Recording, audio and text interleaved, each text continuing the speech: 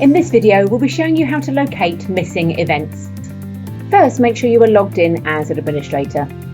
From your main navigation, browse to Admin, Events, and if you cannot see your event to administer it, it is highly likely that it has either been converted to a product group, which you can see in Admin, Product Groups. If so, this can be easily amended by clicking on Manage and then Convert to an event.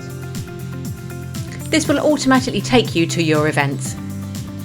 Alternatively, the event end date is in the past and therefore the event is in your archives. Click Show Archived Events and then filter the events by year to locate your event. And that's it, you can now successfully locate missing events. Head to our other tutorials and FAQs for any further guidance you require, from setting up events to holding a raffle. Thanks for watching.